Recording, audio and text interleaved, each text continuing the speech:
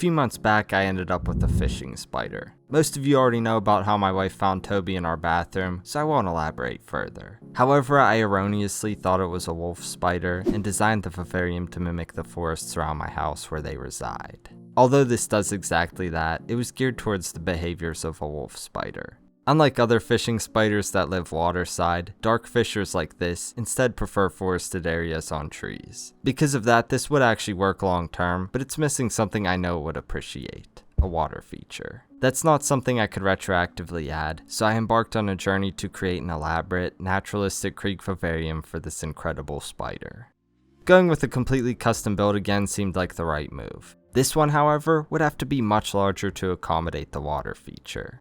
Luckily, I already had leftover Utrusta shelves from the IKEA aquarium build, so I started there. I just had to get the side pieces, which were also Utrusta, and another piece I could cut to size. All of the custom pieces will be the same width, which I accounted for first. I marked the glass, aligned the guide, oiled the tool, scored a line, flipped it over, and broke the glass accordingly. I repeated this process horizontally to produce the back of the enclosure and the substrate tray. Then I buffed the sharp edges with wet sandpaper and rinsed away debris. Now I can put this thing together. I cleaned the edges with isopropyl alcohol to remove oil that could hinder the silicone's ability to join glass. I added anchoring tape as well. It's at this point that I'd usually tape off all the edges, but you won't see any of this, so I didn't bother. I went on to apply the silicone along the edges and assembled the pieces. Once together, I applied the interior bead, evened it out, and allowed it to cure overnight. The anchoring tape and cardboard could be removed the following day. Since this is a frameless tank, it requires a self-leveling mat. I usually use EVA foam for this, and I have many from other builds, but I had to cut them to fit. Something I don't think I've mentioned before is that dealing with these mats if they're not attached is really annoying. A little bit of silicone will ensure they stay put. Since the setup will include water, a pump must be accounted for. After taking measurements, I cut 2 pieces of glass to create a partitioned area. However, I also needed a hole for the pump's tubing. Easy enough. I taped a guide on the glass to retain water, and used a diamond-tipped hole saw to drill through. Then I taped the pieces together, applied silicone, folded it up, and ran more silicone along the edges. I pressed this into the right corner of the vivarium, atop a block of wood. While that cured, it was time to address the top of the tank. First, I cut a thin strip of glass out of the leftovers. After processing it accordingly, I taped spacer boards above the tray to ensure the door's opening remains level. I applied silicone just above these and attached the glass. The vivarium required a vented lid, and the easiest solution is often just to make a window screen. I cut the frames to the appropriate size. Then I assembled them with corners and laid out a fiberglass screen, which I locked in with spline. I applied a sloppy, yet functional bead of silicone along the top, dropped the screen over this, and taped it down while curing. These custom vivariums also require a bezel along the front for the door. I made this one out of wood, which I glued and nailed together. Like you've seen with many of my recent projects, I finished the look with Shosugi Bon. I burnt the entire surface of the wood with a torch and sanded off the char. All I had to do then was apply silicone to the back, remove the spacers from before, and clamp it in.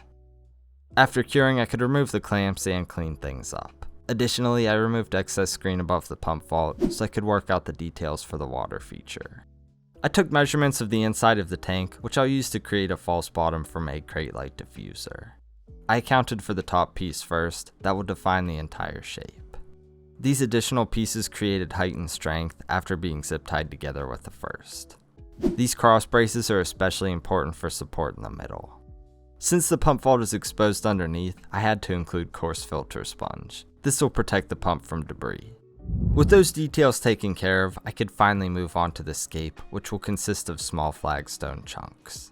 Well, sort of. I made a test scape to see if I could pull off my vision with these stones. Once I felt confident that I could, I pulled everything out to address other details. I measured the distance between the false bottom and the top, which I used to cut down cork bark to the exact height. I drilled a hole in the side of this one for the pump's tubing as well. This piece hid the pump vault with ease. I knew a background of sorts would help add to this as well. I applied dabs of silicone to the back of cork bark sheets, which made that task a breeze.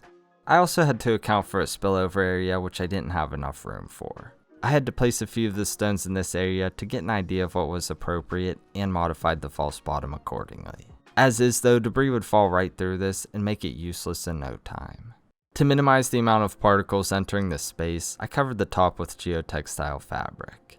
I secured it with zip ties and added a sheet of window screen in the same manner to account for the sides, which I wanted to be more permeable for the sake of water flow.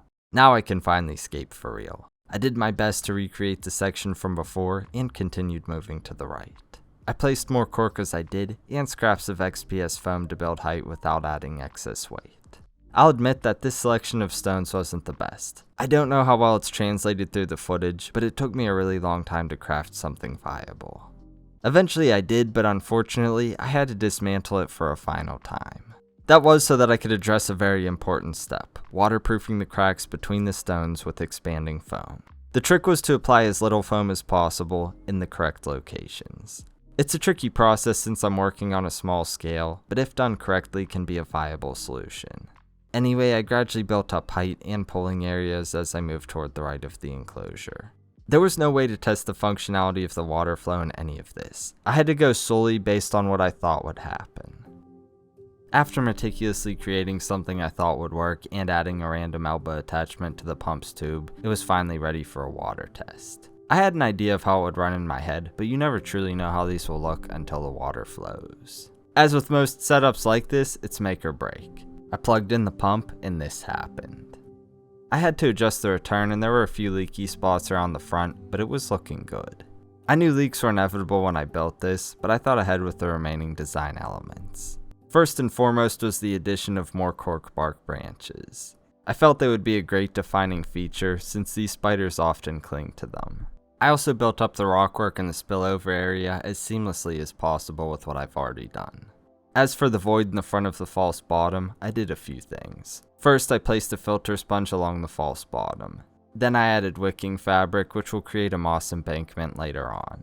To create a seamless look and weigh this down, I added a layer of gravel. Because of the leaks and to minimize weight, I decided that lava rock was the best move from here. After rinsing out debris, I was able to add excellent topography to the background. Of course, these made it possible to fill all of the void space, and it doesn't really matter how wet they get. For the ease of building and to wick water upwards for the plants and moss, I rehydrated sphagnum moss. I used this to create a permeable barrier above the rocks. It may not be as effective as fabric or mesh, but it's still a viable option. In the foreground, I had to soften the drop-off around the false bottom. A piece of cork was a great option. I pulled back the fabric and filled the majority of this space with lava rock, which I then concealed with sphagnum moss. Again, the goal was to create a surface ideal for growing moss. Additionally, the leaking water feature will actually help with this as well.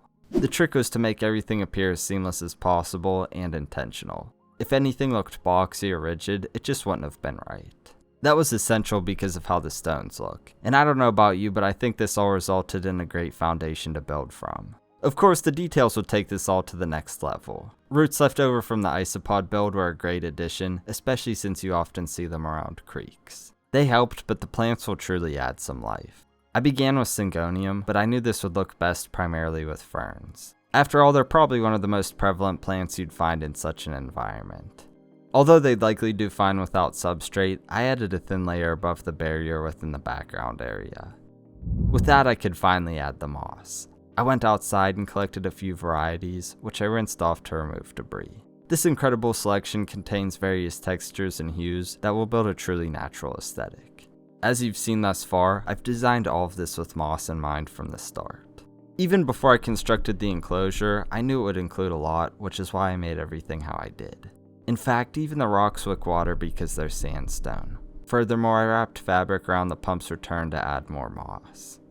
Taking a step back, you can really see things coming together. My goal was to capture the essence and beauty of the creeks found around my area, and I think moss was the defining feature to pull this off.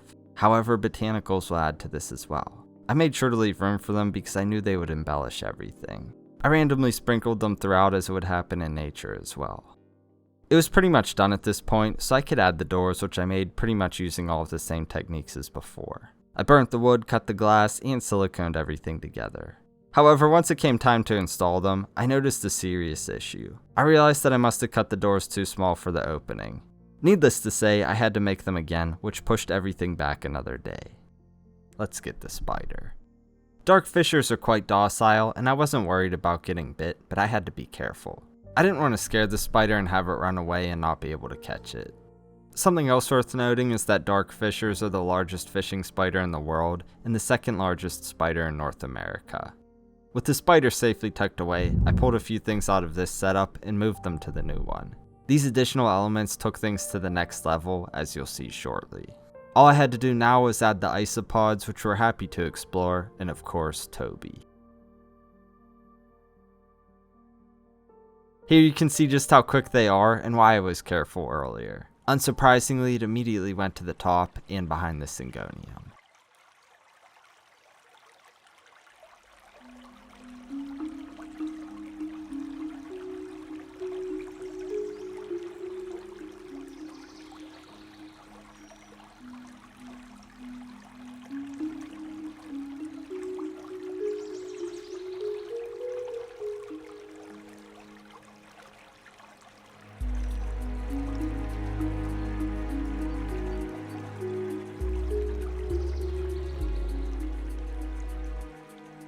I've made countless setups in my life and shared many of those on this channel, but I must admit that this is probably one of my favorites yet.